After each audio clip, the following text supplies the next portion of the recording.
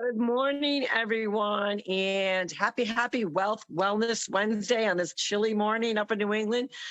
We are super pumped, super excited because it is Wealth Wednesday, but we also have a guest speaker. But good morning, everyone. This is Carol Sue, aka Naughty Boss, live, and it does say Naughty Boss when it comes through the translation.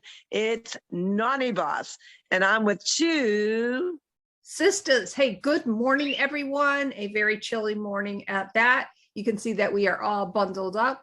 My name is Janice, aka Wellness Diva 5.0, and I'm excited to introduce our guest today. Excuse me. Welcome, Adina. She has all of our guests have very unique backgrounds, and as well as being a yoga teacher and a certified health coach. She is also a breast cancer survivor, and there's one other thing I'm forgetting there, but it is very important. So welcome to the Two Sisters podcast family, Adina. Thank you so much for having me.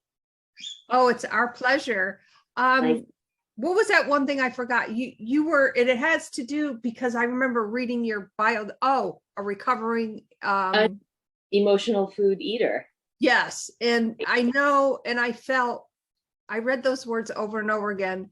And Carol Sue and I thought there's more of a story behind the story. So can we start there? Can you tell us about that? Yeah. I mean, I listen, the work that I do is professional, but it comes from a very personal perspective. It comes from a personal place. I was an emotional eater, although I truly believe that each and every one of us walking this planet are emotional eaters to some degree or another. It's just a question of whether or not it interferes with your life. And at some point, my emotional eating and my disordered eating definitely impacted my life quite significantly. And, I turned to food, or did not turn to food, out of emotion, stress, overwhelm, anxiety. I mean, every emotion on the planet. And it was a long road of self-discovery to lead me out of that place and heal my relationship with food, heal my relationship with my body, and and then helping my daughters make their way throughout the world in this diet culture world. A second chapter began for me. So again, coming from another very personal place. So it was that personal experience that made me so passionate about what I do. And it really led me to this second career. This is not really how I started, but I know what it feels like to be uncomfortable in your own body. I know what it feels like to be at war with your body. And so I think my professional work has another dimension because it's so fueled by personal experience. That answer that? Yeah, but I still see, and correct me if I'm wrong, and I might be poking some holes, I still feel that there's more to that, because I think a lot of people, and wouldn't you agree, Carol Sue, that the emotion, and we've always talked about this, the emotional part of healing our relationship with food and with our body, you do go down that road and you pivot. And, Carol Sue, of course, with your journey, I just think there's so much more to that. Don't you think, Carol Sue? Oh, I absolutely agree. And a lot of times it's a lot of self-awareness that we just don't allow our time to ourselves to kind of sit there and, take reverence and discern why we feel what we feel, and then actually correlate that with when we're eating any particular food that maybe kind of is the demon that kind of we utilize as almost like a comforting mechanism. But when we realize that we're kind of driven to that food item, that food choice, that food category, because a lot of times it's categories that, it's something within ourselves that needs to heal. And there's a process. You don't automatically just recognize it. It's a lot of discernment. It's a lot of self-awareness, self-help, maybe, joining a group, finding, maybe you might even have a close friend that's dealing with those issues. Sometimes it's pivoted from some sort of loss. Sometimes it has to do with lack of self-confidence, self-esteem, that is rooted from other avenues. And a lot of times, a lot of people feel defeated, but because of the natural highs that we get from different food groups, it kind of calms that feeling within us, or we think so, and we strive and go to that food for comfort, instead of saying, well, that's not healing my soul, that's not healing my mind. And now, in addition to trying to deal with everything that I need to heal from, now I'm on this whole other entirely different health journey because I packed on the pounds. And for some, it's not packing on the pounds. It could be the opposite effect. It could be that they're not eating, that they use food as not for comfort, but they use food as the enemy. So I'm going to starve myself, or I'm going to, eat and then, vomit the food up. So there's a whole gamut of things that we really need to discern. And a lot of times, for many, they need to seek professional help. Others, are intuitive enough that they kind of connect the dots. But I think for the most part, with any type of abuse, meaning alcohol, drugs, and yes, food is one of them, there are groups out there that really can help that person get on a healthier path.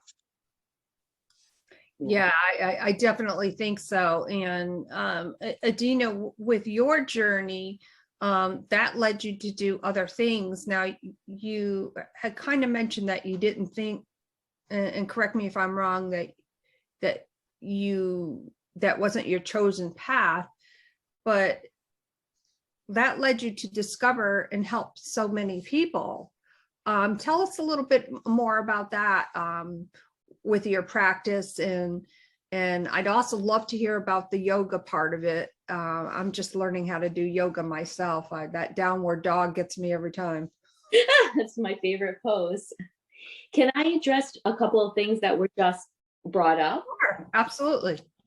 So while the first level of emotional eating is when we are drawn to certain categories, and you call them quote unquote comfort foods. I do kind of want to point out, though, that the second phase, as you're getting deep into emotional eating, whether it's overindulgence or restriction, it doesn't matter what the food category is. I mean, if the behavior, all food, it could be any food. It's not just limited to comfort food. So, for those people out there that are struggling with, not just comfort foods, that is part of the issue. I just wanted to bring that up, because I think it's like a common misconception. A lot of people think I'm not eating a bag of Oreo cookies at 2 a.m. I'm not an emotional eater, but that's not the case, because we all eat emotionally. It's just a matter of degree. And the self-awareness is important, but I think what stops a lot of people from seeking the help, and you're right, you really do need an objective eye and I think professional help, is it's really hard to be self-aware, because being self-aware is uncomfortable. It brings us to a place that we don't like to sit in. So even if you are aware, you still need the tools to move you through that discomfort, and move you through the discomfort of breaking habits that, even if they're not self-serving, are very comfortable and become your go-to source. So that, I guess, that is what led me to the yoga.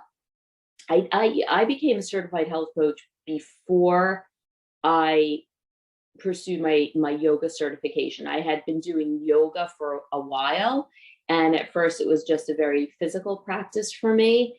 And then I remember thinking, I need tools to help me make space for forgiveness, and I need tools to help me make space for acceptance, and I need tools to help me to allow me to sit in the discomfort so that I can be self-aware.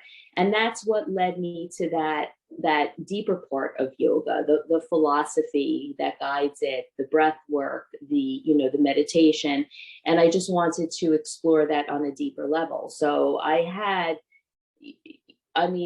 maybe I had at least a 5-year practice before I started studying and becoming certified as a yoga teacher.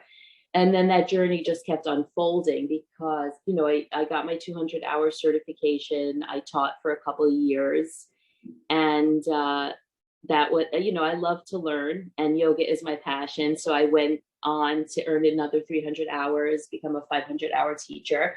I teach classes throughout the week locally, but the yoga principles that guide me through life become part of my health coaching practice as I help women heal, as I help them mend their relationship to food and body. I do incorporate yoga, which is unique. So it's not just incorporating movement, but it's incorporating philosophy. It's incorporating meditation, stress reduction techniques, breath work, so that we're starting, and that's not the only avenue that I go, but it's part of my professional practice. And that starts to give us this multi-dimensional toolbox. I love that multi-dimensional toolbox. Try saying that 3 times fast, Carol. So I'd like to kind of turn the conversation a little bit. And as I mentioned, you are a breast cancer survivor, and that is amazing. The journey within itself and what you went through and what you must have learned through that journey. Can you describe a little bit for us, if you don't mind, for our viewers and listeners, how that transpired your life? And I can't even fathom or imagine your journey with that, if you would share that with us. I mean, the interesting part of that is that, listen, I'm not perfect. I work on myself a lot, and I am a worrier, right? And I tend to worry about a lot of different things, and I work on that every day. Breast cancer was not something that I worried about. I had none of the, the stats that the newspapers put out there as putting you at risk.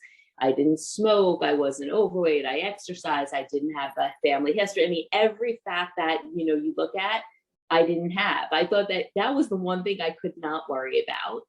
And that hit me hard because it came as such a surprise. And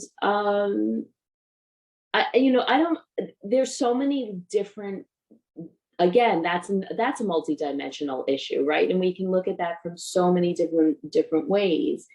But it taught me a lot of things in that, first of all, the way that I handled it showed a lot about who I was. It reminded me again of, my tendencies to kind of just barrel through things and get it done, which is admirable in some situations. In some situations, it works against you. So I guess that journey taught me how to slow down a little bit, find softness, be a little kinder to myself, and take the time to switch gears, which we don't often do in our society.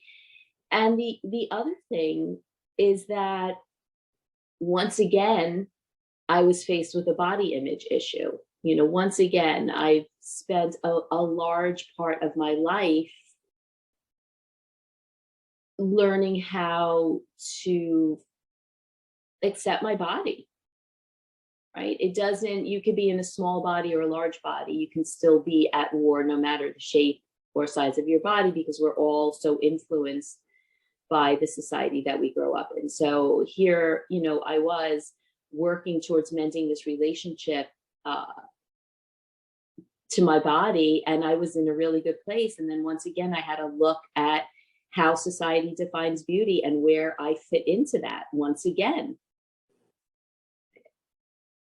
You're not, whatever your, whether it's radiation or chemotherapy or mastectomy or, all of that changes your appearance. And so now you're showing up again, thinking, asking yourself, well, what does this mean? How do I fit in again? How do I accept myself? How do I move through this phase of my life? Is that? Yeah, thank you so much for sharing that. Wow. Carol Sue, I don't know. Sometimes I don't even know what to say.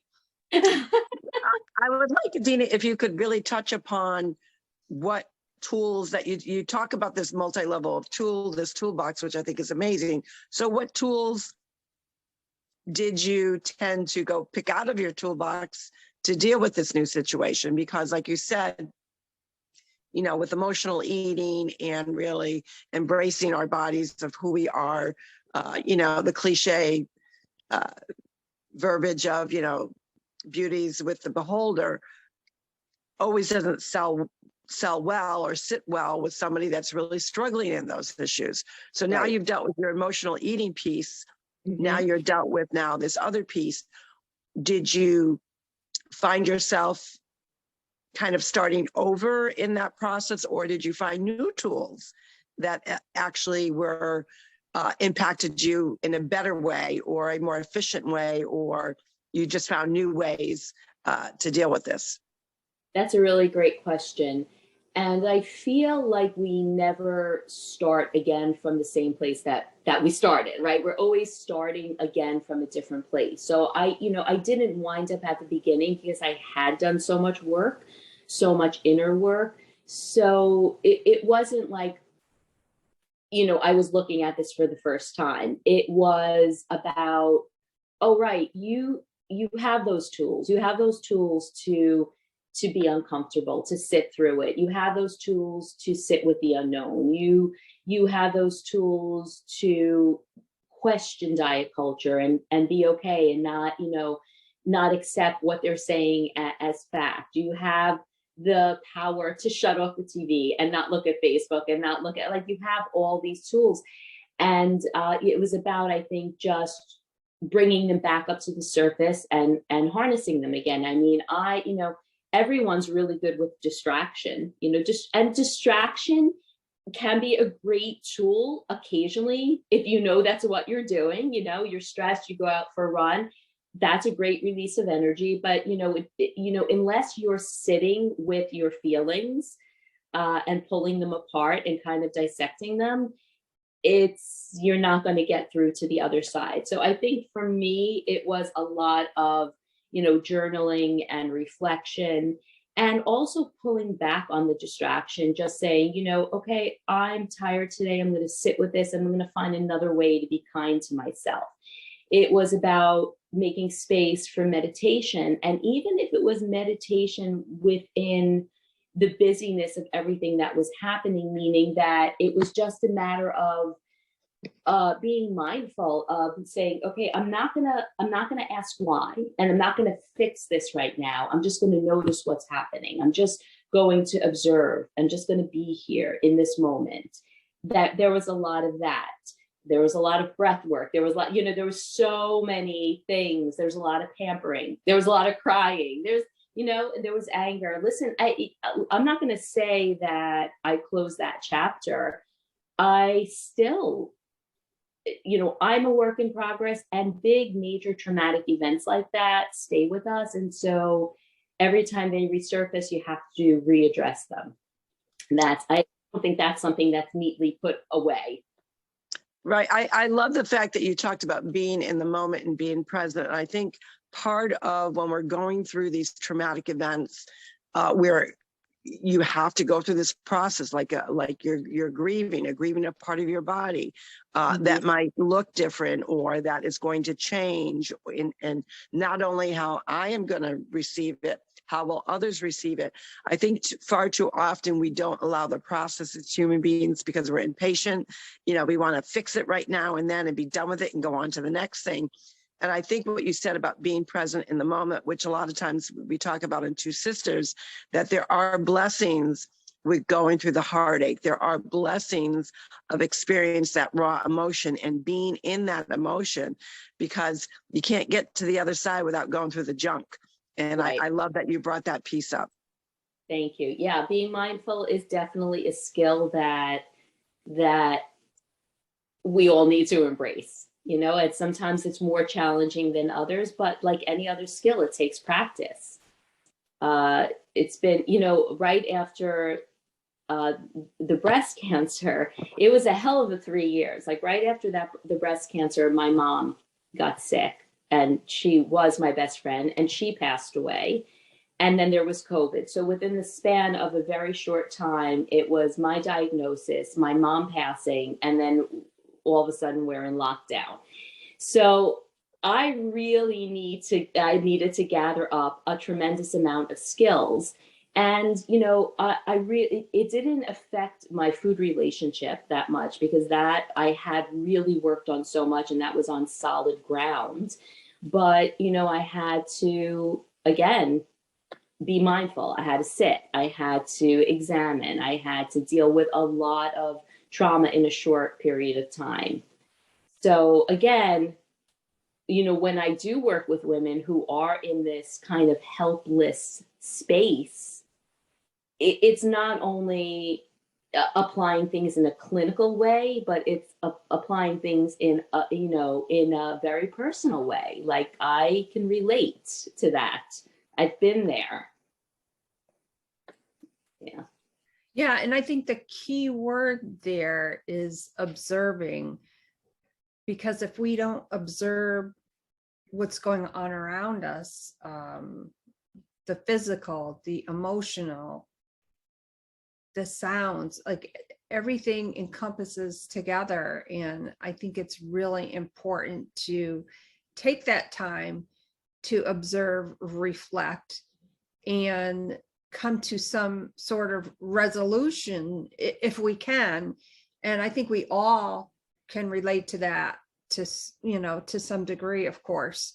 Gosh, this has been such a great chat. And you know, it's not about finding the resolution, right? Sometimes it's about, like, we all like to tie it up in a neat box and put it. Sometimes it's not about that. It's just about not having the resolution. I mean, there's a space in meditation where, you know, the people think you have to create that space. It's there waiting for you. It's just a matter of tapping into it, right? So I think that's the key. Didn't mean to interrupt you, but I get really.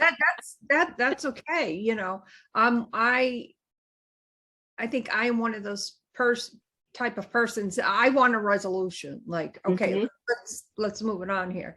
That's not always possible, and I have to hold myself back sometimes, because, you know, as much as I want that resolution, there are still steps that are unknown that maybe I don't even know, but we feel them, we see them, and that's all part of the observation part of it. And you know, with my son, I feel so much of what you're saying. Like, I want a resolution for my son, but it's not going to happen tomorrow. It's a process. So maybe the resolution is that we do have to take those steps, small, big, maybe take a few steps back. Who knows? What do you think, Carol Sue? Sorry there, I was on mute. I agree with that. I mean, again, it goes back to resolve is, you know, we're an impatient society. And I think what we we tend not to do is be kind to ourselves and let ourselves ride the journey, because part of the process is actually the journey, the pivots, the renavigation, renegotiate, where we're heading, trying new ways, new tools to help and assist us. But I think with emotional eating, as well as recovery from cancer, it really follows those same steps as, you know, a drug addict, an alcohol. There's a whole process of recovery, and it's something that you learn to heal, but it's always there. And there might be different ways or different parts of the journey that are going to re-trigger those same feelings over again. So having that tool chest available and knowing that from time to time you need a tune-up, or you need to reevaluate and say, well, you know what, maybe I'm going a little bit too fast again. Maybe I need to slow down. And at the end of the day, like we always talk about, we are all perfectly imperfect. No one has the perfect life. No one has the perfect journey. And I think once we embrace that and remember that the true present of life is being in the present, all these other things we will be able to deal with on the timetable that our body and or our mind allows.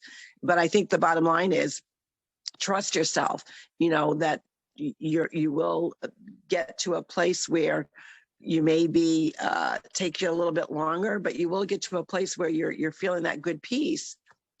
But we know life changes on a dime. Like you were saying, you were in a good spot, and then all of a sudden you're dealing with your mom's passing. And then obviously, you know, what no one could anticipate, being locked down for as long as we've been. And sadly for some, they're still. So are we ever truly, do we ever have true resolution on any one given thing? I'm not sure that we really do. I think we get to a spot where we say, okay, I'm kind to myself, but I'm also aware that I may have to pivot again, and that's okay. You've just actually inspired me. I think I'm going to make a t-shirt. You just literally, I got this jolt of inspiration. I'm going to make a t-shirt that said life is recovery, right? I mean, the whole thing is constant pivoting, and that's, yeah, I agree. Oh, we already branded that, so you would have to give us I have to royalties. Yeah, I mean, and that whole issue of trust opens up another can of worms. Like I hear that word trust, and yeah, we do have to start to trust ourselves, but that again is also a skill that we need to, because we don't always trust ourselves, especially the emotional eater who's been, you know, yo-yo dieting, or, you know, you lose that connection to yourself, and that trust is something that has to be nurtured and cultivated and practiced. One of the things that we always talk about, Jan and I talk about with regards to health and wellness and that transformation, and really, I actually can't stand the word diet, because the word diet, we all do it. It's just a matter of whether we have a good diet or we don't. I mean, that's the skinny or the big of it all.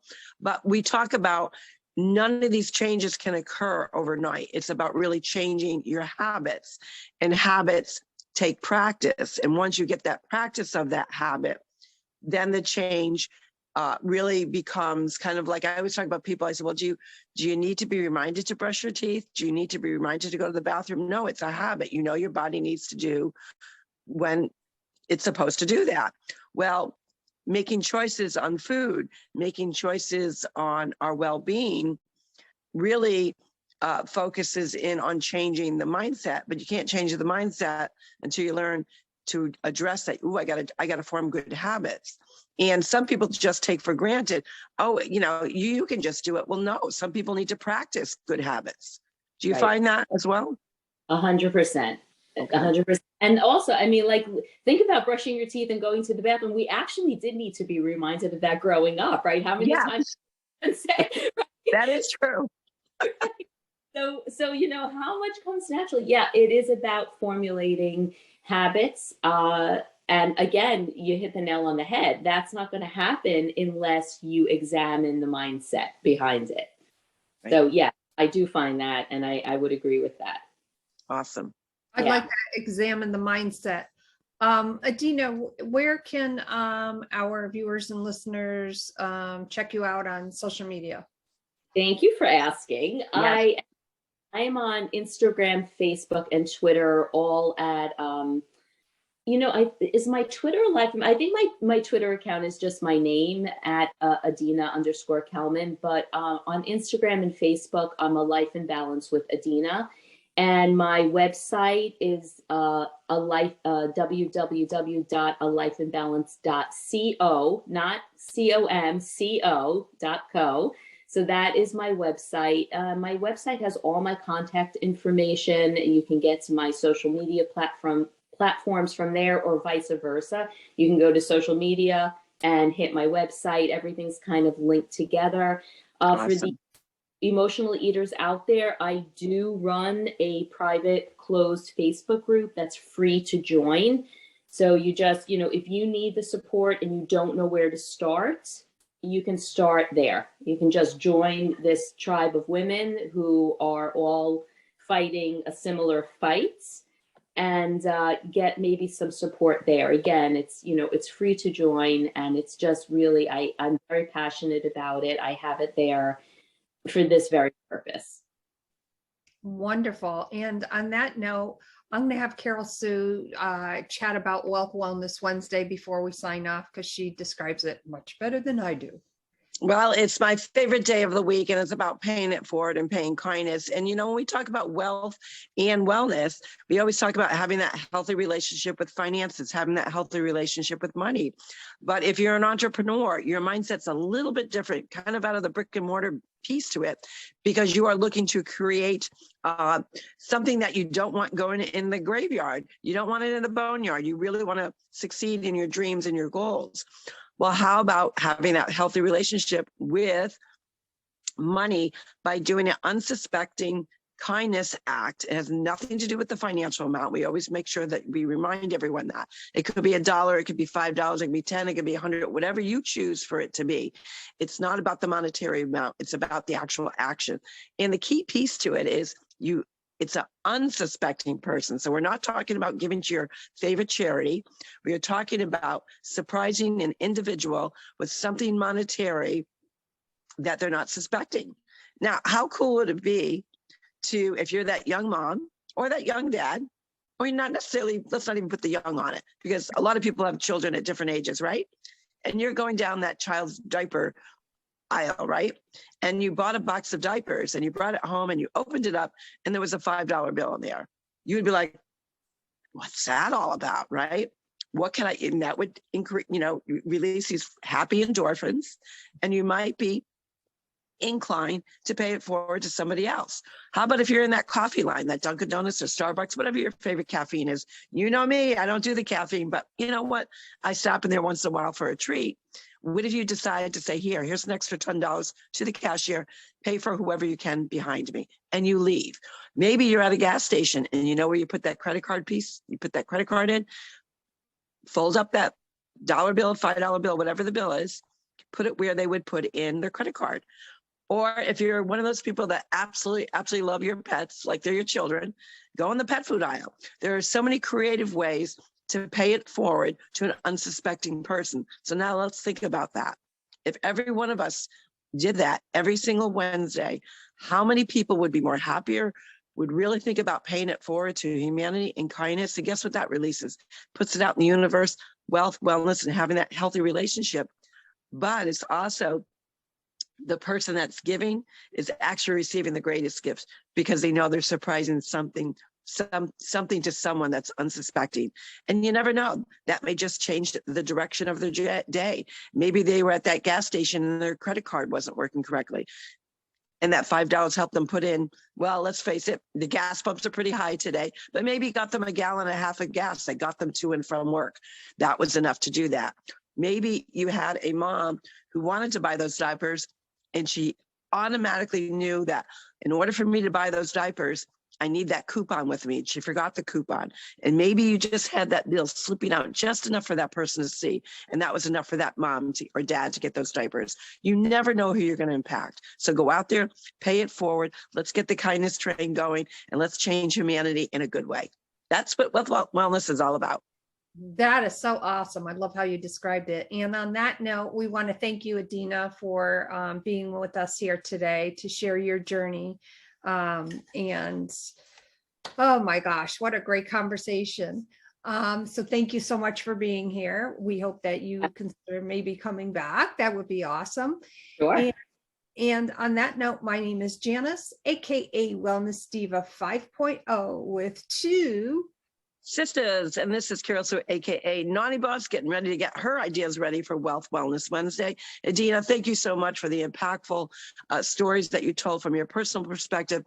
But we hope that that enlightened you to go reach out to Adina if that is something that you're struggling with. Remember, there are the struggles that you feel and that are in your heart. There are so many people out there, good people that want to help you out. Just reach out. Part of the first step is actually just reaching out. And we know that's hard, but do it. Your future self is going to thank you. With that, we will see you tomorrow. And tomorrow is Thursday. We're changing it up. Let's not forget that. Trending Thursday will not be on in the morning. We're going to hit the big night and kind of share what's trending out there in health, wellness, and whatever else is going on. Take care, everyone. Have a great day. Bye, everyone.